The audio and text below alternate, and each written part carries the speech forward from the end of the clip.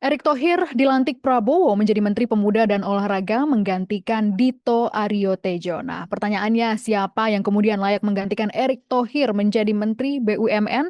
Lalu seberapa besar peluang isu BUMN melebur di bawah Danantara untuk terjadi nantinya? Kita diskusikan hal ini bersama dengan Toto Pranoto, pengamat BUMN, sudah bergabung bersama kami melalui sambungan Zoom. Pak Toto, Istana menyebut Menteri BUMN ad interim bisa diambil dari wakil menterinya, tapi kalau definitif memang namanya belum ada ya hingga saat ini. Menurut Bapak, siapa yang kemudian layak mengisi kursi Menteri BUMN?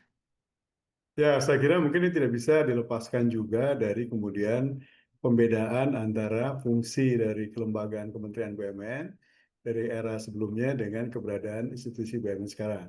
Jadi dengan Undang-Undang baru BUMN nomor 1 2025 kan sebetulnya fungsi eksekutifnya di Danantara, sementara fungsi Kementerian BUMN-nya turun menjadi tanda petik, bukan turun ya, tapi berubah menjadi fungsi pengawas, fungsi regulator, begitu ya. Ya. Sehingga dalam konteks ini betul berbeda jauh dengan fungsi Kementerian BUMN sebelumnya.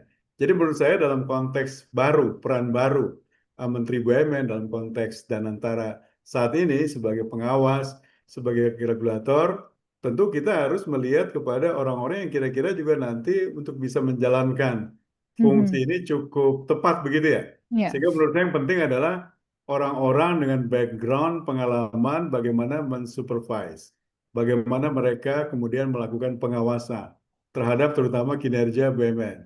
Kinerja BUMN yang masih belum baik, misalnya mereka harus sudah tahu penyakitnya apa. Mereka juga harus sudah punya Mhm. tahu sebetulnya solusi cepatnya seperti apa supaya kinerja BUMN bisa lebih baik. Untuk BUMN-BUMN yang sudah oke juga kemudian kan maunya Danantara segera level playing of field-nya dinaikkan. Bukan hanya pemain lokal, tapi juga menjadi pemain global misalnya. Nah, jadi Ya. juga bagaimana fungsi pengawasannya bisa dijalankan supaya kemudian target-target menciptakan lebih banyak perusahaan-perusahaan negara yang bisa menjadi pemain-pemain regional atau global juga bisa tercapai. Jadi fungsi-fungsi dengan kriteria semacam itu menurut saya cocok ya untuk bisa Mhm. duduk sebagai Menteri BUMN pengganti Pak Erick Thohir. Jadi kalau misalnya pertanyaannya yang mana yang cocok, kan di situ ada dua wamen sebetulnya ya, Ya. ex apa namanya apa namanya menjabat gitu ya. Jadi Mhm. ada Pak Tiko ya juga mungkin. Ada 3 wamen ini, Pak. Oh, ada tiga wamen Pak. Ya, sorry. Ada 3 wamen ini yang Oke. nama-namanya lagi santer nih.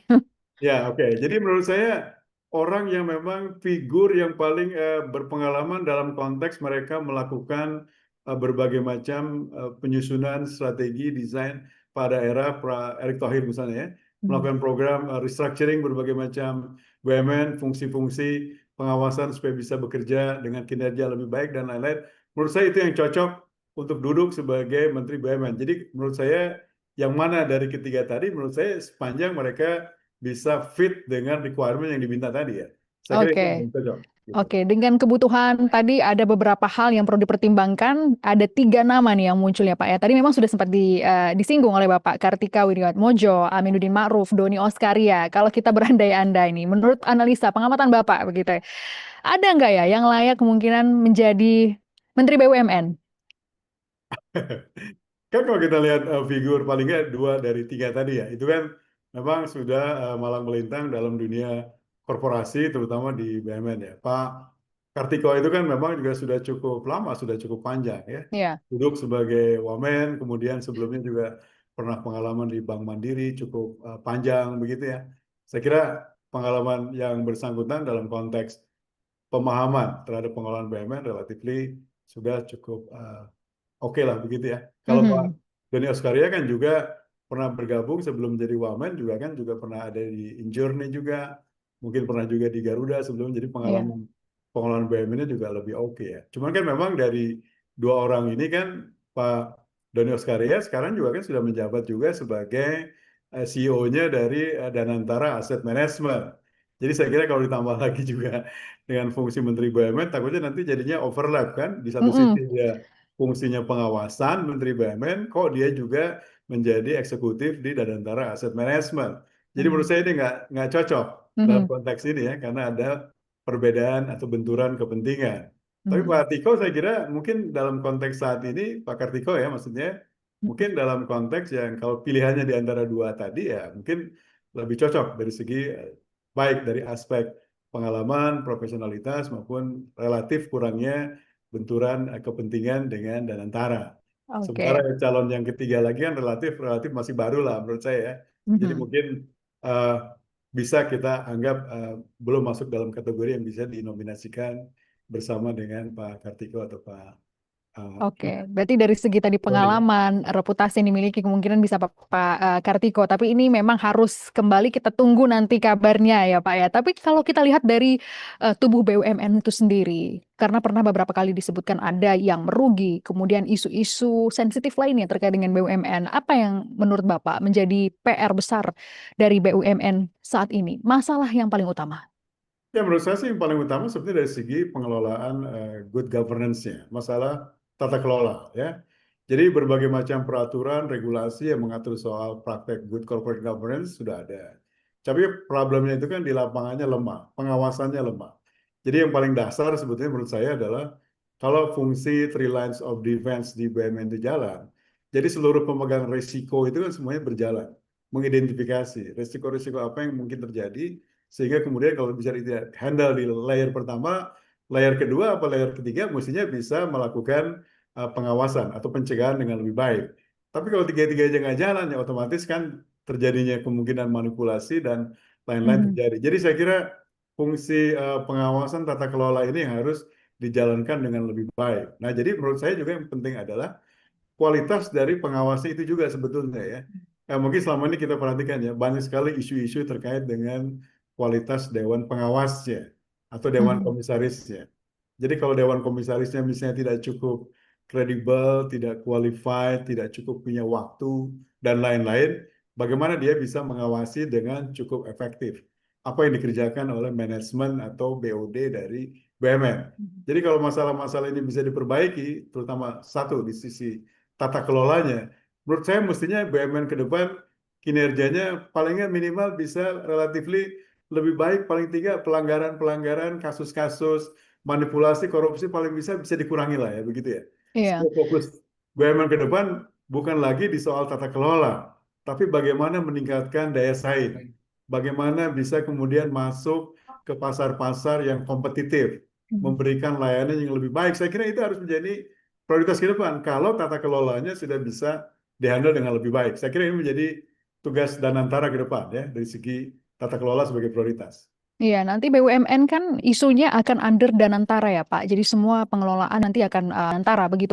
Bapak melihat ini akankah lebih baik nantinya untuk BUMN? Setuju dengan ini Pak? Ya, saya kira kan itu memang sudah dituliskan dalam Iya. undang-undangnya ya.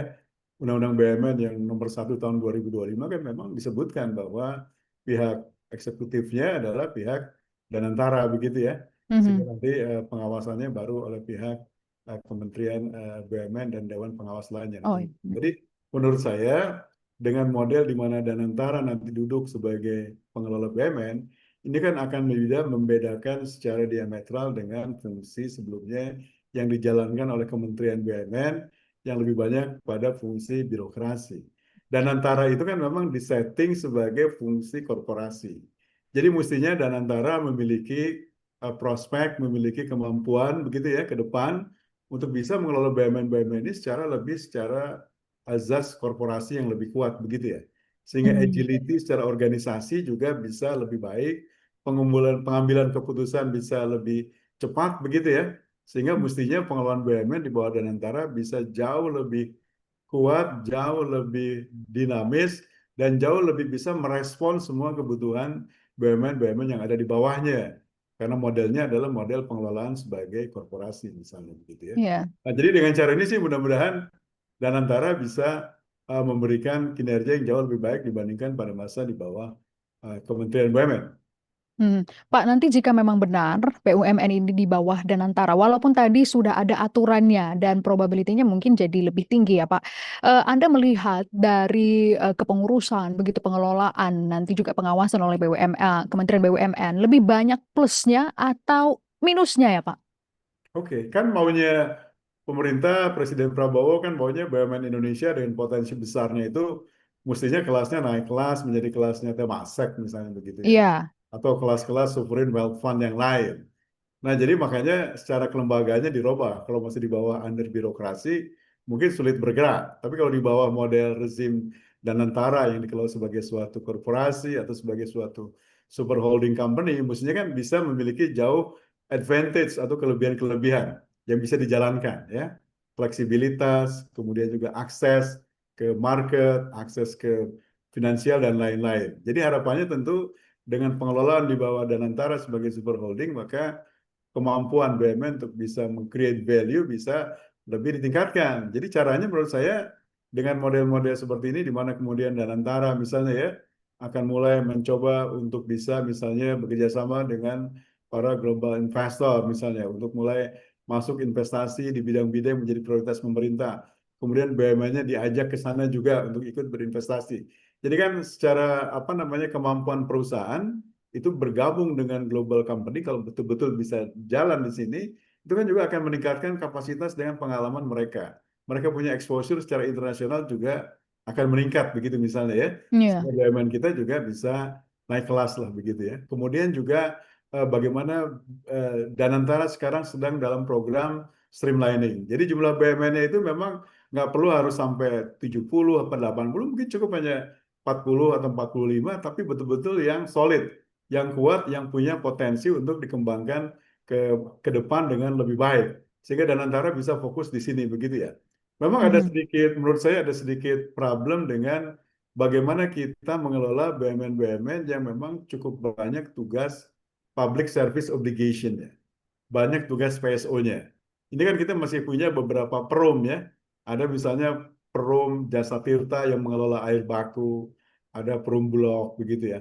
Apakah model-model BUMN yang bersifat PSO-nya tinggi seperti ini mesti cocok nggak di bawah Danantara? Apakah itu baiknya dikeluarin aja? Nggak usah dibawa Danantara, sehingga Danantara bisa lebih fokus kepada BUMN-BUMN yang memang orientasinya adalah orientasi komersial.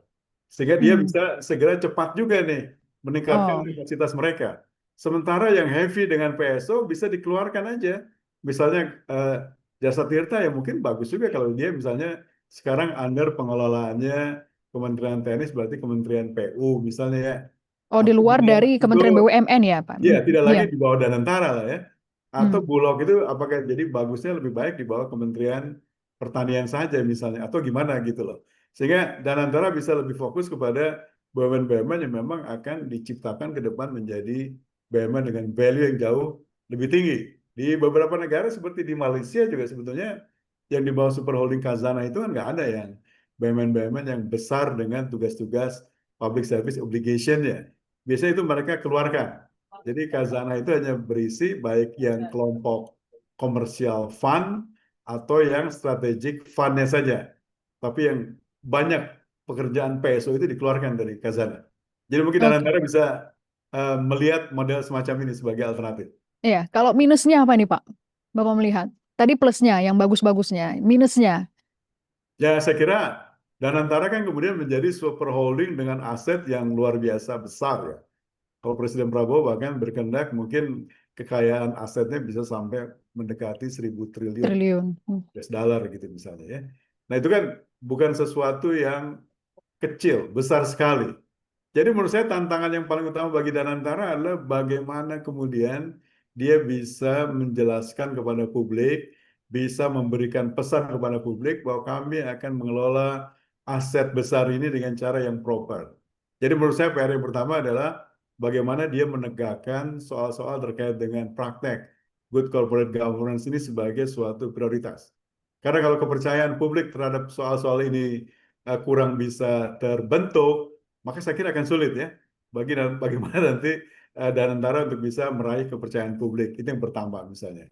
Kedua juga yang penting lagi adalah memang diperlukan orang-orang yang lebih profesional untuk duduk sebagai pengelola baik di level super holdingnya maupun di level para BUMN sebagai operator bisnisnya. Kalau di level super holdingnya kita sudah lihat sebetulnya Danantara merekrut cukup banyak ya profesional baik dari dalam maupun dari luar negeri untuk masuk sebagai profesional Danantara. Di level managing director itu saya lihat juga cukup banyak profesional yang di-hire dari luar sebetulnya untuk masuk ya. Nah, tinggal masalahnya adalah kemudian kalau di level itu sudah diperbaiki, di level BUMN-nya seperti apa? apakah kualitasnya kira-kira masih akan menjadi quality seperti sekarang? Atau kemudian Danantara punya ide lain, bagaimana supaya para pengelola BUMN itu juga menjadi jauh lebih profesional? Sebenarnya undang-undang yang baru mengenai BUMN itu juga bilang di dalam salah satu pasal ya, saya lupa pasal berapa, itu Mhm. dimungkinkan bahwa kemudian profesional asing juga bisa masuk mengelola Hmm. BUMN sebetulnya, ya. Oke. Jadi tinggal dicek saja, apakah juga model-model seperti ini berani nggak mereka memasukkan expatriate asing ke baik di level holding maupun di level BUMN-nya. Karena kalau saya perhatikan, misalnya saya lihat di Temasek, saya lihat di Khazanah di Malaysia atau di Singapura, itu memang mereka juga mempekerjakan banyak sekali expatriate ya, Iya. profesional asing dalam strukturnya mereka. Kenapa mereka melakukan itu? Karena memang orientasi bisnisnya sudah orientasi global. Jadi mereka membutuhkan dukungan expert ahli-ahli bisnis internasional untuk duduk di sana. Jadi kalau Danantara juga cita-citanya ke depan juga dalam rangka untuk membawa going global banyak perusahaan negara, saya kira juga keperluan ini juga tentu akan menjadi meningkat ke depannya. Oke, tadi menarik Pak. Ini kan menjadi tantangannya cukup luas ya. Bagaimana tadi pengelolaan good governance-nya, kemudian nanti pengawasan dana yang luar biasa besarnya itu nilainya bisa mencapai 1.000 triliun ya Pak, bukan uang yang sedikit itu. Dan kepercayaan publik. Kalau Anda melihat tadi nama-nama yang muncul, kemudian ada figur-figur di managing director yang kita harapkan juga bisa mengelola. Anda melihat figur-figur tersebut bisa membawa perubahan atau angin segar di Danantara ini nantinya. Ya, saya kira kalau lihat figur-figur yang muncul di level holding ya, dan Iya, antara ya, paling nggak sampai level managing directors, itu iya, kan banyak sekali profesional lokal maupun profesional asing yang sudah internasional ya. direkrut, Mm. internasional ya, yang sudah direkrut begitu ya. Nah, jadi kan itu menunjukkan bahwa memang sudah ada niat atau keinginan dan antara untuk memang betul-betul merekrut orang-orang yang profesional lah ya untuk duduk di bidangnya. Cuman menurut saya lebih penting buat saat ini bagi Danantara ya, Iya. ini kan Danantara sudah jalan mungkin hampir sekitar 5 apa 6 bulan lah begitu ya. Mm. Orang atau publik juga menantikan gebrakannya Danantara sebetulnya. Iya. Jadi menurut saya Danantara itu juga perlu ada semacam quick wins project. Apa yang bisa dimunculkan ke publik bahwa memang setelah terjadi perubahan dari model Kementerian BUMN kepada Danantara, kemudian kinerja BUMN itu bisa menjadi jauh lebih baik, kontribusinya jauh lebih besar. Itu menurut saya quick wins yang harus segera diperlihatkan oleh Danantara kepada masyarakat, kepada publik, sehingga timbul trust dari Iya. publik bahwa memang Danantara sudah on track.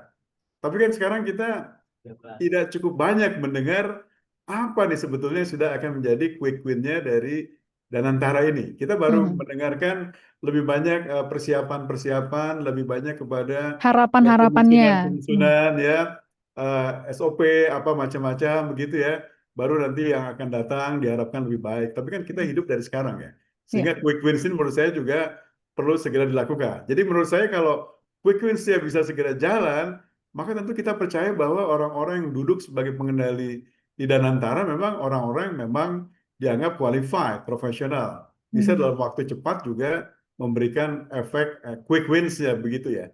Tinggal Iya. nanti dalam jangka panjangnya kemudian berbagai macam hal lain juga bisa terus diperbaiki sambil jalan ya. Saya kira itu Iya. PR yang segera dari Dantara itu menurut saya harus segera bisa menampilkan kepada publik quick wins-nya apa gitu loh. Iya. Termasuk ini mungkin komunikasi ke publik ya Pak ya, transparansi program-programnya sudah berjalan seberapa jauh begitu. Karena 6 bulan sudah dibentuk, menurut Bapak dan antara sudah on the track. Tadi menarik sebenarnya kita melihat bagaimana pandangan Bapak apakah ini sudah sesuai tracknya. Tapi saya mau tahu lebih dalam lagi Pak, sudah 6 bulan dibentuk, sudah on the track. Ya, sebetulnya kita kan belum banyak mendengarkan sebetulnya grand design-nya dan antara roadmap-nya yang ke depan itu apa yang akan dikerjakan. Dari sana kemudian strateginya apa yang akan dikembangkan. Hmm. Dari strategi kan mestinya kita mendengarkan juga action plan-nya apa saja yang akan dijalankan ya.